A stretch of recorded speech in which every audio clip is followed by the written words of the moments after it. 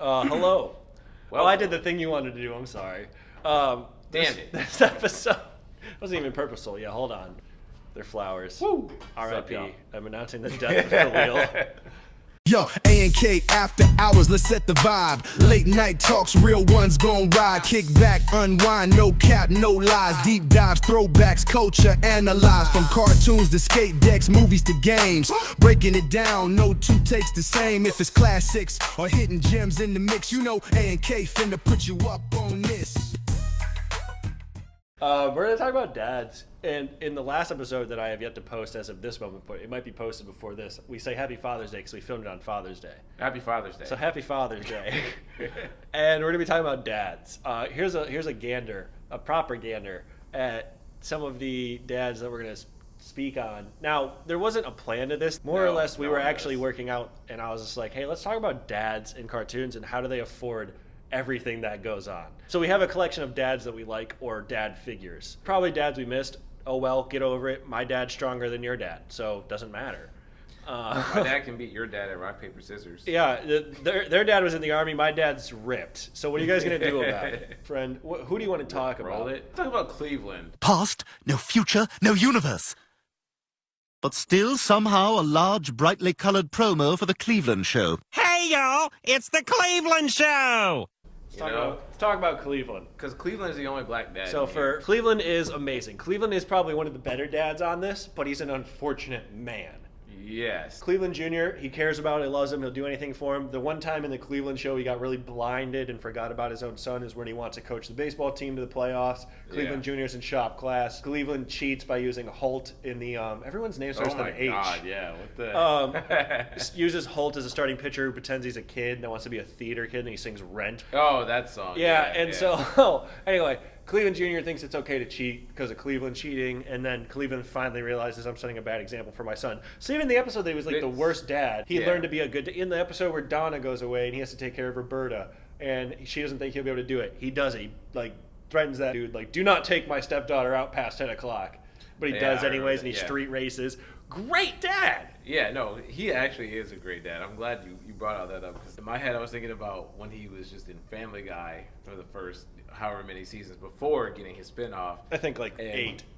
You only see Cleveland Jr. a handful of times. He's just like this little kid just running around everywhere. Exactly. And Cleveland's just kind of like, yeah, that's my son. yeah, it's true. It's so funny. Now, here's the thing. This is what we want to talk about. So we know he's a good dad. Can he afford life? So check it out. Apparently. Originally, he owns a deli in Quahog, and it's successful. They mentioned that it's successful in the early seasons. Eventually, he has to sell it when the Megalomart opens. That's like season 5. Hell comes to Quahog. Mr. Penisberg, I quit. Penisberg? Everyone shuts down. Canonically, I think they actually keep his deli closed from that moment. I think so. Because where does he go work before the post office? Post office is when he comes back from the Cleveland show. I swear he has a second job, but maybe it is just the deli. Yeah, I don't think they ever made it clear. Yeah, the deli might reopen then, and they just never mention it. So if he owns a successful deli, yes, pre-Cleveland show, he has money. Yeah. He can afford that house with his wife, his now ex-wife. Goes to Virginia, Cleveland show. We gotta start speedrunning this timeline because we can talk about this for hours. Becomes the baseball scout for the first season. Doesn't make money. Then becomes the cable guy where he gets offered a sales job to make more money, turns it down to work with Terry. So he openly takes less money, but he has a second income for the first time because Donna is the school's secretary. Yeah, that's true. So I think they can afford a southern homes are cheaper than northern homes. Yep. I do think they make enough money. When he comes back and he works for the post office and is taking care of Donna, the whole bunch of kids, not just Cleveland Jr., I don't think the post office is enough money. I think they're stretching it finally. Yeah, no, that's a good point. That's my quote. Thanks for coming to my TED Talk. Yeah, also the fact that Peter ruins his house all the time, and it gets fixed. So either he has home insurance, amazing home insurance, and Peter's not considered an act of God somehow. All right, jump ship, hop to Peter. He can't afford it. No, never been. That's the joke always. When he was a toy factory guy, couldn't afford it. When he was a fisherman, couldn't afford it. Almost got the house foreclosed upon. Jackal, it's a jackal. It's that episode. And so, first of all, we all know morals, terrible. Does he care about his kids? Everyone but Meg, yes. And there's even episodes where he does care about Meg. This is true. So, he cares. He's just a bad dad. Yeah. Goku, Watterson, And Peter Griffin, S-tier bad fathers who care about their kids. Next dad. You spin the wheel and you talk first. Harold. I don't remember what he does. Harold has a job. Does have a job. You talk about him and I'll tell you. He has no actual job. No? Harold doesn't have a job. It says he doesn't have a job. Oh, okay. So the mom makes all the money. And he just kind of is like around. Thank you.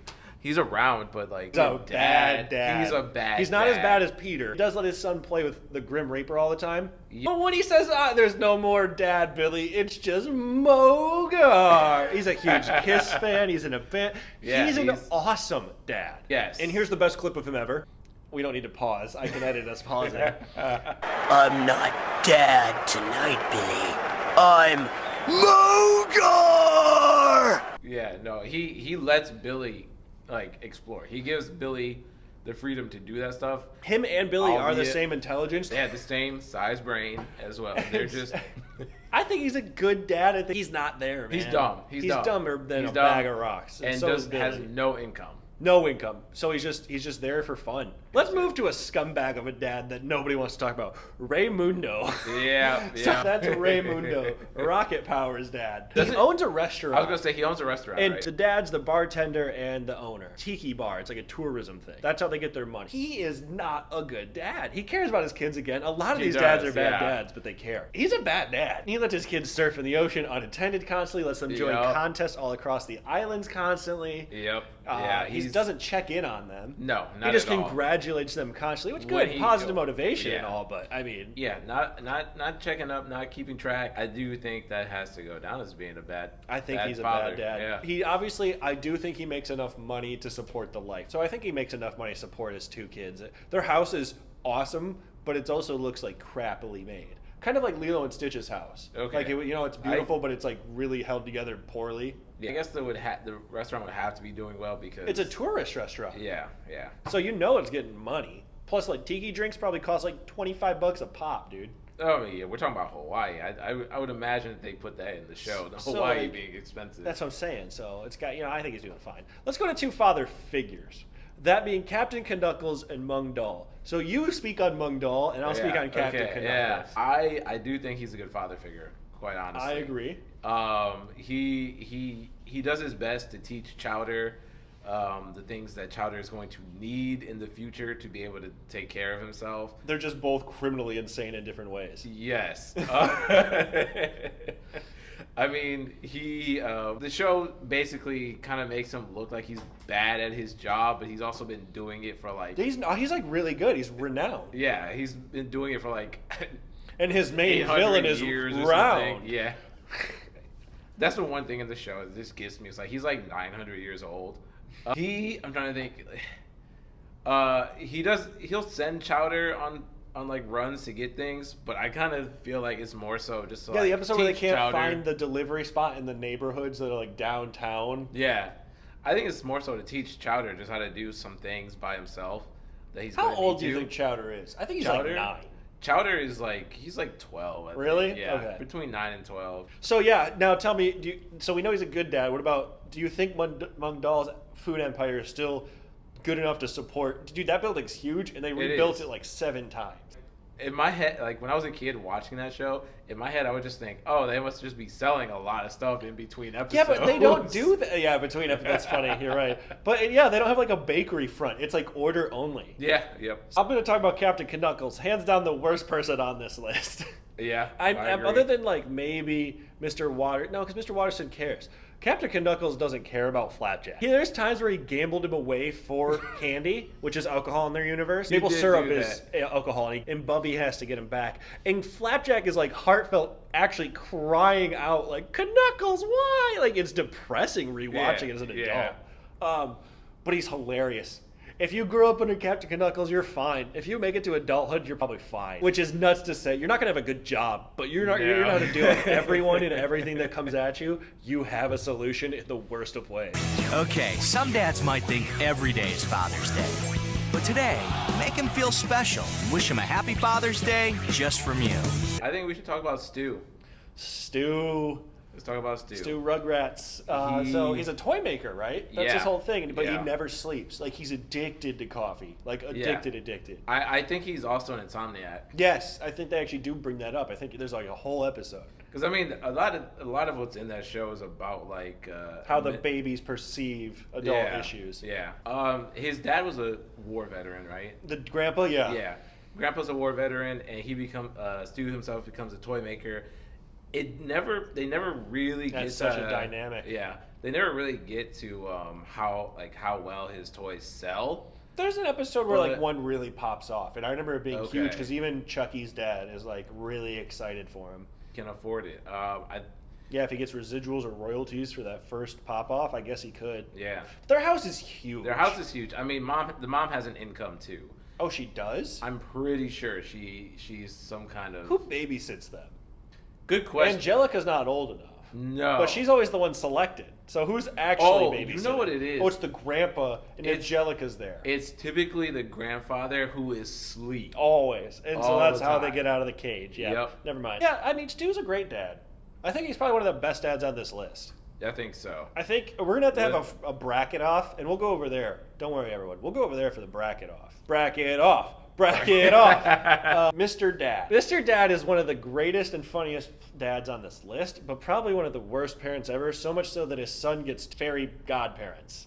Mr. Turner, which is his name is canonically Dad, is so good at being the worst dad. He's not a bad dad in terms of he's a bad dad. He's a bad dad. He gives Timmy terrible advice. Yes. He leaves his child constantly, even though there's complaints. He's obsessed with being a competitor with Dinkelberg. Yep. But here's the thing. This isn't why we're making the video.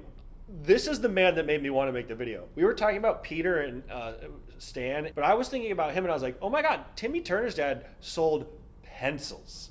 Pencils, pencils, pencils, pencils, pencil, pencil, Pencils. pencils. In the episode where he tries to be a wrestler, he beats the pencil. Yes. Oh my God. Does this man make enough money? Their house is huge. Yeah, they've got a. They go on vacations a lot. Yep. Without Timmy. And they hire Vicky and hand her wads of cash. Yep. He sells number 2 pencils. Yep. And designs them because the one episode's about him designing a new pencil. That's right. The mom has a job. I think she works corporate because she always wears like the business blazer and skirt. And so I think she's like a secretary at a business. Because Johnny Test's mom is like the CEO at a business. Yep. I think Timmy's mom just works at a business. Yeah, okay. So the dad makes, what, $40K a year max? And that's max? That's wild. I totally Plus forgot. incentives maybe with sales. I totally forgot he made pencils. But that house is not $40K plus incentives a year. No. That's like $80K plus incentives minimum a year. What's the name of the town they live in? It's not Chimdale, is it? Yeah. It is? Yeah. Okay, see, Chimdale sounds like a place where the housing You're named expensive. like Chinchilla. Yeah. You're not going to be cheap to live. The homeowners association fees alone with Dinkelberg. Yeah. Come on. You know he's the HOA fucking president. Excuse my language. That's how mad I am about HOA. I don't ever swear on this podcast. I hate HOAs. I can't imagine being in the place with an HOA. That's for another episode. Yeah, it is. We could talk about it. I bet you Mr. Dad's not in the HOA. I'm just going to go ahead and guess right now. No. But no, I don't think he can afford that house, even with unless mom just makes him bank. Yeah, mom could make bank. So, I don't know, man. Bad dad, though. Yeah. Stan Smith. One of the worst fathers. He's terrible. He might be no. Stan and Mr. Turner are the same human, but one's liberal, one's Republican. Yeah. No, for sure. They are the same human. Except Stan makes more. This is what I want to talk about. Stan Smith, awful morals. Wrong about history. Teaches his son information that's incompletely wrong about history. Tells him to turn it in for his history project more than once. Yep. Takes over Steve's history project and puts Vin Diesel and a chimpanzee in it. Like, just takes his son, teaches him to hate gays, and then changes his opinion, but doesn't help his son change his opinion back. No.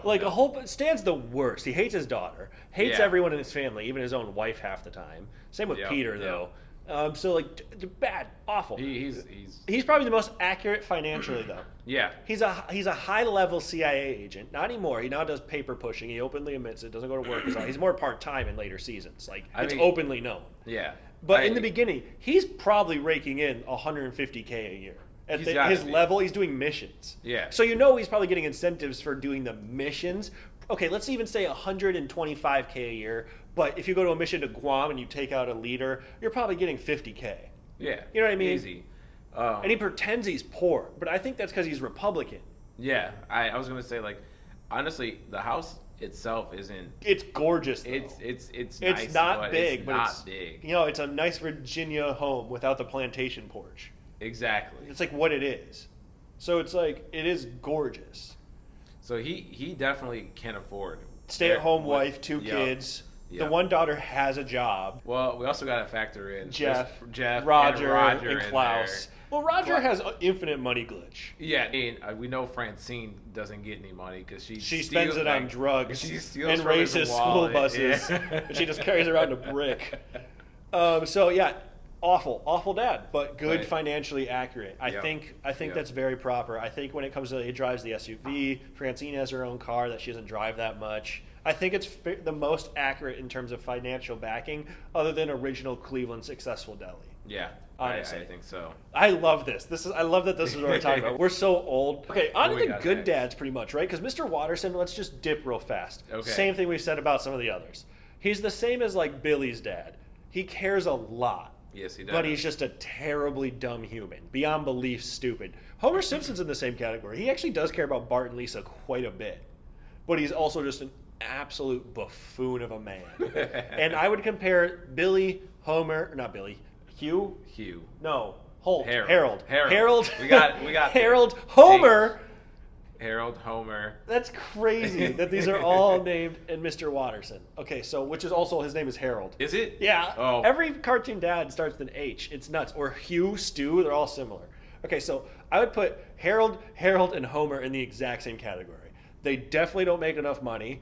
They definitely love their children beyond belief, but they're so stupid they forget some of them exist sometimes. Okay, so doesn't Waters? He has he does have a job, right? He's a pencil pusher, is how I would define it. Okay. Which is, by the way, Mr. Turner's exact title is pencil pusher. I don't know if that's true, but it sounds accurate. But yeah, no. So like, and the mom is a higher up office person. Okay. So they both have jobs. Harold might get fired though. He might be a stay-at-home dad in some of the seasons.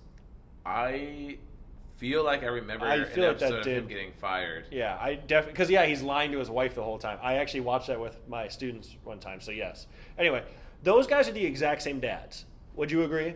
I agree. Don't make enough money, heavily care about their kids. Their houses are way too big for how much they make.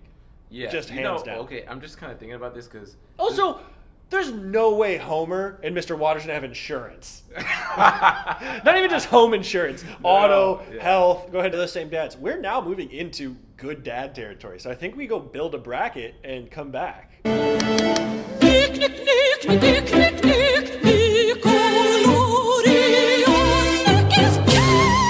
We have a quick costume change. Quiet on the set.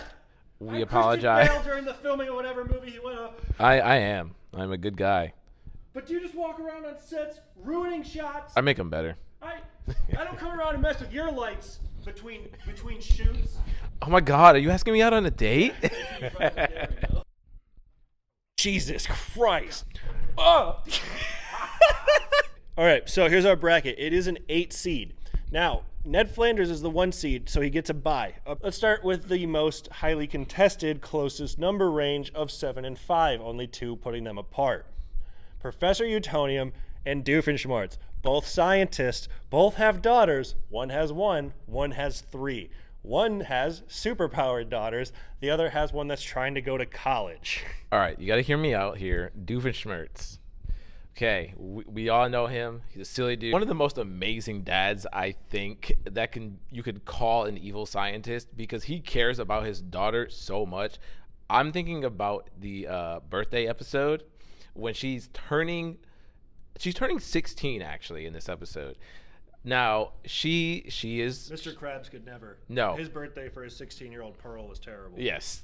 So, all right. So he wants to throw this big birthday bash for his daughter. He invites all of her friends. Now he messes up in that he makes this party for the girly girl stereotypical type, and she absolutely hates it. And he ends up getting thwarted by Perry the Platypus. Everything gets ruined. One of his machines goes completely wrong, blows up the entire place, and like scorches everything, makes it look like a punk rock show. And she comes back in and she's like, oh my God, this is like the best. You're the greatest dad.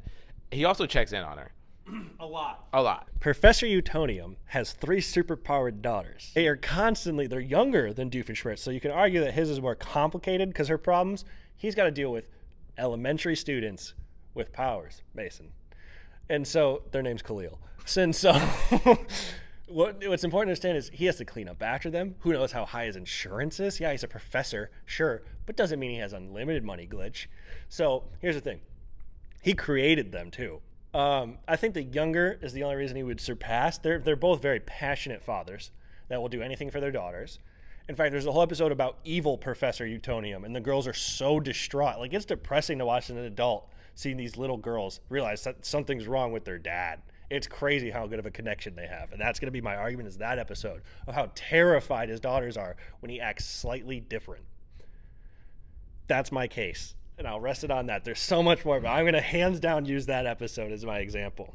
So now we must vote. I think the underdog actually takes this round. Personally, Doofenshmirtz is great. He's a good dad, but I don't think his daughter would react the same if he acted goofy. I think that would be completely out of character, as his daughter does try to get her mom to see him doing evil stuff. And I do believe that if Doofenshmirtz became like this goody-goody two-shoe, she would be concerned. Like, that is not her dad. Sometimes he stumbles into something, making him to be like the better version of himself. Like the other episode that I have in my mind is him ending up in the junkyard for the rave that she's at, and he starts DJing. Oh. I'm voting Doofenshmirtz on this one. I would love to hear your arguments against. Okay, that's fair. We'll do this super fast. I don't think many other ones will have this close of a debate. They're the closest in bracket. Okay. I think Professor Utonium would take over Doofenshmirtz because Doofenshmirtz, he's not an absent father, but he's definitely not there as often. Like, she comes to him most of the time, but there are the times like her birthday party, blah, blah, blah. So like that's the norm, but that's like special days, daily interaction. I know it's a cartoon and we can argue like off screen, blah, blah, blah, but daily interaction with his 9-year-olds, you know, and tucking them in at night still, reading them bedtime stories still.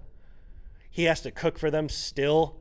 This is unfortunate that I'm using like single dad trump cards at the park where they're like, oh my God, a dad knows to change a diaper. Like, but like, this is that argument. They don't have a mom. She has a mom. Single dad trump card. There's an episode of him having like memories of him being around when Vanessa was a kid. That Vanessa is the daughter, and I think she also had those memories. He was there. He was always there, even though he doesn't have custody of her. He has always been there for her. Professor Utonium has to be there. Does have to be there. He created these children in a lab, okay? And I don't know if he has the safest place for them, even though they are super powered, okay? I think creating super powered... He lives in a lab too, though. Doofenshmirtz lives in a lab. Now, I do have to say, like, yeah, I'll give it to him. He does tuck them in at night. He doesn't own death equipment. Doofenshmirtz has death rays. I'm strongly opinionated on this bracket. This is true. However, think about it this way. Professor Utonium lets his daughters 5-year-olds. They're not 5, they're like 9. They're in kindergarten. Are they actually? I thought they were in I grades. swear they're in kindergarten. Maybe first grade. But he lets them go out into dangerous situations all the time. He created Mojo Jojo. Yeah. Okay, you know what? Let's throw that out there. He is the reason that they have to fight. They are super 5 years old.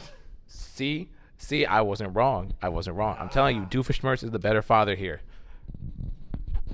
As much as I What you hate got? that, that's the only thing I guess I'll concede. Okay. All right. That's Y'all the know. only Y'all know. reason. Y'all know. Big You got. Professor Utonium still wins, but But let us know who you think. Hugh Neutron in Cleveland. So now I think we're both going to end up voting Cleveland, but let's give Hugh his flowers, I think is how we should talk about this. Hugh Neutron's supportive. He loves Jimmy, and he loves his wife beyond belief. Like, I mean, I don't think there's a single dad on this bracket that loves the mom more. Like, Hugh Test is a simp. That's not love. He, like, kisses his wife's feet. We'll get there. We'll get there. Hugh Neutron loves his wife and his son. He's just also a buffoon, but he's a responsible buffoon, as weird as that is. Yeah. He still does things. He still has his job. He even has hobbies, but he's also just a buffoon. He's not Watterson buffoon around. I think my favorite Hugh episode is when he's like trying to connect with Jimmy and he doesn't even realize like the machines he's looking at. Like I think the dad accidentally flies off in the rocket and passes out because he's scared. And Jimmy then convinces him it's a dream. But that's Hugh trying to like reach out to his son. So solid case, makes good money. I don't know what he does. Is he a taxidermist? Is that his job or does he just enjoy it? He might. I just had memory of an episode where Jimmy wants a little brother. Yes, okay? He builds one. So he builds one. But Hugh and Jimmy's mom. Oh, he's an electrician, but he also does side jobs. Okay. Now, in this episode, Hugh has a deep conversation with Jimmy about this, in which Jimmy's like, okay, Jimbo he's fine with not having a brother. I think that's a pretty cool moment. I think in the movie actually too, Jimmy's dad is the first one to kind of come to. Yeah. To realize to help he was them with the pants. Yep. We're the kids of America. Cleveland. We glazed him early. Yeah, we glazed Cleveland already. And I mean, I don't think I have much to add. I think he's one of the best dads on this list. I think so. It's gonna be early call. I think it's gonna be Cleveland and Flanders. Oh, okay. But I don't know who wins that. We're calling it. As a matter of fact, you know what? Before we go any further, I should have said this earlier. Like and subscribe, but also just do your own rankings here. Yeah, and then let us know. We're not the end all be all. Just because I'm an alpha and you're not, doesn't mean you can't have your own opinion. Omega. I'm the end. Okay. I'm trying to think of some negatives here. He stops trying when he comes back to Quahog. Good point. He doesn't try to be a dad anymore. Yeah. He tries to get money, but he stops being a dad. But it's not his fault. It's the writer's fault. Yeah, so it's like, true. But at the same time. That is a good point. Cleveland, why are you wearing a Toronto Raptors hat? I'm wearing it once because my kids got it for me. That type of thing. Yeah, he does not try after he comes back to Quahog. Whereas for the entire series of Jimmy Neutron, Hugh is trying to be the best dad that he can and the best husband, you know. And he brings in a decent amount of money. I'd argue Cleveland's a better husband. He just married the wrong woman the first time, and the second time the wife doesn't appreciate him as much as she should, and she realizes that even in an episode or two. Yes, he's allergic to penicillin. Now, I'm having a tough time saying who wins this. No, you're not. It's Cleveland. It's Cleveland, everybody. You're right, Cleveland. And I'll go ahead and talk about. So now we're moving on to the other Hugh. Now, Hugh Test. Already said it. He's a simp. The dude, like, he's obsessed with cleaning. He's OCD. I actually feel bad because his son and dog, which is named Dookie, his son and dog are disgustingly dirty humans. Yes. Filthy animals, literally, both of them. One of them literally, the other one metaphorically. His twin daughters are literal geniuses, Dexter Laboratory style, laboratory in the basement. He knows of it, though. Isn't that like the thing is they know the daughters have the lab, so they're not like, they just get mad when Johnny messes things up. Yep. Which is almost never his fault. He's a good punitive dad in terms of he knows things are wrong, but he passes the responsibility on to the mom. No backbone. Yeah. He's Caillou's dad. No backbone. The Canadian mother effer. No backbone. So, but he cares. He's a house husband. He cares. He cleans. He cooks. He does everything for that family. But he's not a role model. You don't look up to him, but you know he damn well deserves the respect and his flowers for what he does. I do have to say that I think out of most of these dads, I don't know much about Ned, but Hugh is like one of the only dads who actually gives consequences to his kids. That's true. That's the only one that I can think of. Flanders does. I'm going to go ahead and foreshadow. He does? Okay. Who's his kid again? He has 2 kids, but I'm going to not Okay. even going to say Yes. it. Wait. There's a really important thing Please about tell him. me. Jack Fenton, I think he's a good dad. However, he built a contraption in his house. That's a low blow. It killed his son. Okay. You're blowing low, Mason. He's blowing low. Low blow. They're blowing low. Anyway, okay, so Hugh is a simp that cleans up, doles out punishments, but usually the mom is the one who ends up doing it. Jack Fenton provides for his family and he protects his freaking city. He's a ghostbuster in every gosh darn sense of the term, and he saves the city when people don't even thank him for it. Jack Fenton. That was a low blow. You're right.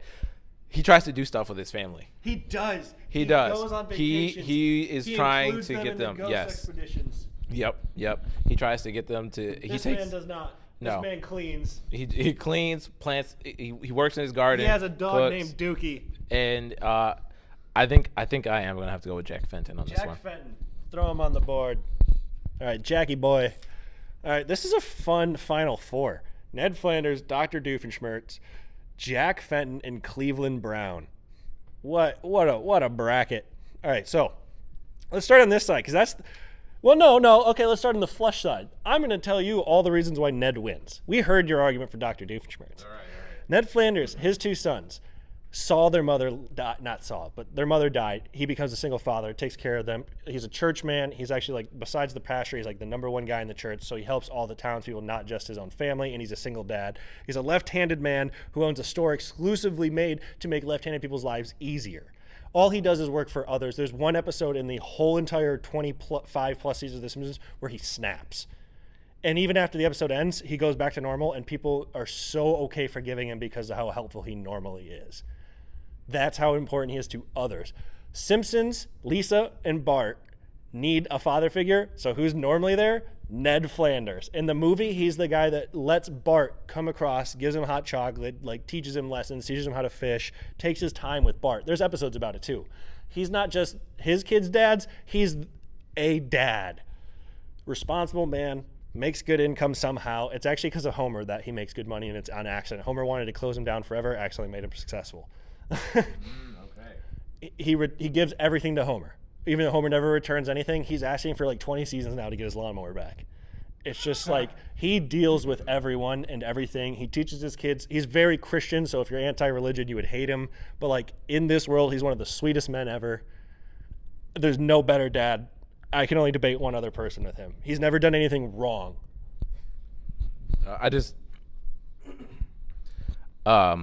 No, that's a great argument. You've heard my spiel for Dr. Doofenshmirtz, but I do like which characters are his kids? They're little Jufro kids, even though they're Christian. Okay. That's the only way they have like red hair. There's a little brother and a big brother, and they're like, "You touch my no squares." They sound like that. Oh, okay. Ralph. They're not. Yeah. I'm in danger. They're not. Okay, him. they're not the him. other ones. Okay. They're really pure. Okay. In fact, got they you. punish themselves if they have impure thoughts. So he's a little over-religious, the dad. That's his one negative. Like his sons are so ingrained with religion, they know that they're not allowed to have impure thoughts. Interesting. See, there's probably one knock. See, this is where it's hard for me because I don't know him well enough to be able to give any negatives. You made a strong argument. Now, give me something that is negative about him. It would be how religious he is. How religious he is. There's only one episode he abandons it, and I don't even think it's an episode. I think it's the movie because they all think they're gonna die in a bomb. Okay. So I don't even think it's like because of it's just because of the moment. It's not even like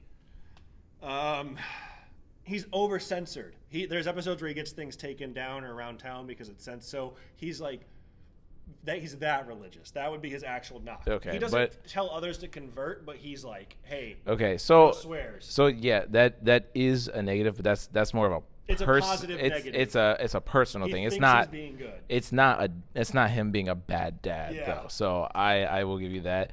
I do have to say, because Ned is not trying to take over the world, I will give it to Ned. Okay.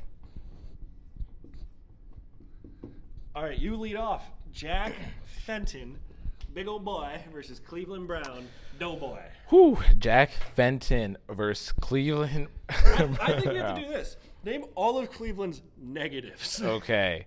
Cleveland's negatives. Let's see where to start. He doesn't kick out all the prostitutes. Oh, there we go. Okay.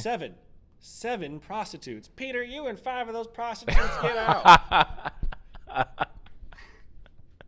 I do remember. Okay, Cleveland has a list that debates whether his son is smart or stupid. A good point. Holy cow! This makes a real argument. Please explain the list a little more. Now that I'm not interrupted. So, anytime that Cleveland Jr. does something that makes him smart, like building a Transformer suit, Iron Man suit as a Halloween costume, out of pots and pans, like a working Iron Man suit, he gets a check mark for being smart. But then when something dumb happens, the rockets go off. Like when the rockets go off and he slams into the wall, he gets a check mark for stupid. Cleveland cannot determine whether his son is smart or dumb. And he keeps a list. And he keeps this list. That's a good one. All right. Another good one. The episode where Cleveland Jr. and the white trash woman from across the street are trying. That's her whole character. I just can't remember her name right now. I'm not being offensive. Oh. I thought I had it. Don't have it. Yeah, okay. Lester's wife. Yeah, Lester's wife. When Cleveland Jr. and her are trying to get a bill passed that people can't make fun of fat people anymore, Cleveland and Lester get drunk at their bar and go on the news live and insult his son and wife about being fat and fat people shouldn't get respect. Oh, yeah. Now, here's the thing. We're comparing a character that's in a comedy show for adults who is supposed to mess up and then, like, restitute. You know what I mean, anyway. Restore their own image after a while versus a guy that's only there to, like, look good. So this is hard. There needs to be a certain amount of, like, almost anti-multiplier for these bad things. Like, they're only worth a fraction because he doesn't have bad other than he turned his kid into a ghost on accident. It was Danny's fault, but it was his equipment, which was accessible. I do have some more negatives for him, but let's continue with Cleveland for a moment. Oh, wait, what was I gonna say? I need to pause here. That's all right, because I kicked the thing again. What else? Cleveland's got a bunch of dumb shit. Okay, so, oh wait, that's the wrong one. I had mixed up the baseball thing. Yeah, we already talked about that. Yeah. Oh my God, I had a good one. Shoot. Oh, the one where he lets Rollo drown and then resuscitates him and makes him think he saved his life so he doesn't snitch up to Donna. All right, okay, so another negative that I was just helped out with here. Cleveland lets his stepson, Rollo, drown, saves Rollo's life, and then lets Rollo think that Cleveland just saved him out of the goodness out of his heart. And Rollo is like trying to do all this nice stuff for Cleveland. And Cleveland finally gets like annoyed. No, yeah, he gets caught. Does he get caught? Okay. Like, eventually, he's like, "You didn't save my life, did you?" Did you? He's like, "No, nope. You let me drown, didn't you?" He's like, "Sure did." That's pretty wrong in that. I'll give him to save Cleveland in that episode when his 16-year-old daughter Roberta is wearing a skimpy bathing suit and she gets out of the pool and all the old men get boners over her. He like splashes them and says, "She's 16." Good point. I wanted to also bring up just another positive, like Cleveland Jr. Not Cleveland Jr. Sorry, Cleveland. Even though he has a lot of faults with his stepchildren, he will be the father that steps up. He does care about them. He does. Like that first episode where you meet Roberta's boyfriend, Federline. Yeah, and he does the rap song. White boys doing my voice. Yeah, he literally comes in and raps, but like he straight up like threatens Federline to have her back at like 10 o'clock. Like, and he does. He does. He took Roberta to the father-daughter dance. Father-daughter college tour as well. Yep. He did forget after promising Rollo he did not take him to take your kid to work day because he was eating ham and wasn't listening and was going ham. This is also true. So there's that. He also became an internet sensation. That just for his kids. He let them do that. Yep. Okay, now, so him or Jack though? Like, what's your negatives for Jack? So my negatives for Jack, aside from possibly killing his son, is that he is constantly trying to capture his son. He is constantly. He doesn't know it though. He doesn't know it, but he is also trying to do that. He also does like focus. I remember every breakfast scene. He's like, he does ask the kids like, "What are you doing today?" But they're so ready to go to work. Yeah. He's like, "Oh." And then he also created one of Danny's greatest enemies in the show. Yeah. Great Game Boy Advance game. Oh, see, I never played that. I never played that game. Two of them. One against the vampire guy and one against the rock lady. I'm gonna have to play one of those. So yeah, there's also that. Trying to think back. There's something else. There's something else about Jack that was. He takes them camping. He does take them camping, which is good. We should have put Grandpa Tennyson. Grandpa Tennyson. Ben 10's grandpa.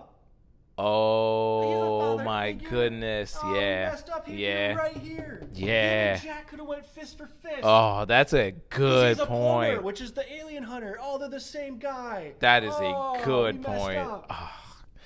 That's okay. Hughes would have been a great go against Ned. Okay. They're similar in personality. Oh, well, you hear the mess. This is what happens live. Yeah, that's true. Okay, hear me out. So, let's just jump over this. Cleveland. Cleveland. I think we're both sold on Cleveland. We're both sold on Cleveland. He can't get in the bad situations. He can fix the bad when he gets in it. That's true. That is also true. There's not a whole lot of character growth here. No, that's the perfect way. Not until the very end. Yeah, the very end. That's when he knows Danny is a ghost, and yeah. All right, it's time. You just put Cleve in yourself. Ned Flanders or okay, this is crap. Because here's the answer: Ned. Like, these two are great, but they're such opposite ends of a good dad spectrum. True. And if I was choosing a father, I would choose him if I wanted to be a responsible human. I would choose him if I want to have fun. So what do you value in life? Well, the honest answer is you can have fun while being responsible, but you don't know exactly how to learn responsibility if all you have, an example, is fun. That's a good point. I think Khalil's like, this one's black, end of story. That's my dad. No. I was gonna say though that like you see I value the growth here. Yeah, right. That's fair. And that's what I'm thinking. Like, okay, he's like what happens when you're done growing. Yeah, you mess up, you fix it, you learn from it, right? That's the kind of thing that I definitely would look for in this situation. It's also hard for me to vote Ned because I don't know Ned. I know both, and I would choose. I think I laid it out. I don't think I can say it better. I think you can be a responsible person and teach your kids how to have fun responsibly. Cleveland's not going to teach you to be responsible. You're going to learn from his mistakes how to be responsible. This is true. That's the reason I give it to Ned. But he's also the dad that steps up, okay? Like he is too for the whole family. That's true. The whole neighborhood. That's true. They're literally the same guy, but not. But like also Cleveland does not like he doesn't start with the respect of his stepkids. Yeah, no, he earns it. Like he really does earn. Bart does hate Ned but loves him. Lisa likes him though. So like that's why I am conflicted. No, because you're talking to somebody who also loves Cleveland as much as you do, and like if this was any other dad on this list, Cleveland would win right now. Ned trumps him. He does. He does. He does. Okay. Hold on, Khalil. They both also have the best mustaches. Oh. I'm gonna cry. You good? That one might have actually ripped my sandals. You good? Yeah, I'm fine. My sandals. Pretend that I had. Okay, so while we look up these amazing mustaches. Okay, so we're looking into the mustaches, right? This is what it's coming down to. Mustache. It's okay. Not. Ned's my answer. So they both have amazing mustaches, but as far as I know, only one of them was BMOC, okay? That's all I'm saying. Yeah, but and he that's wasn't even Cleveland. the real big man on campus. He was the big fake. mustache on yeah, campus. yeah. Okay, so again, since you know both of them, I'm gonna let you have your pick. Any other opponent, Cleveland wins, but because it's Ned Flanders, I don't even like The Simpsons like that. But because it's Ned Flanders, I think Ned Flanders takes this piece of hi-ho diddly cake home. All right, well, there you have it. Ned Flanders is our winner. Would you like to do the honors and put his name there? Now, I want to thank each and every one of you for coming out today, watching this episode. I want to know who your favorite animated dad is. We forgot to put Bob on this list, by the way. I know. I don't like Bob. All right. So So anyways, Pacho. we know who the bad dads are. We know who the good father figures are. Pacho was a good choice too. Oh, there you go. Uncle Grandpa. All right. No. Hated Bye. that show. All right, peace everybody. Let us know in the comments who you think is the best dad. Coming up on Cartoon Network next.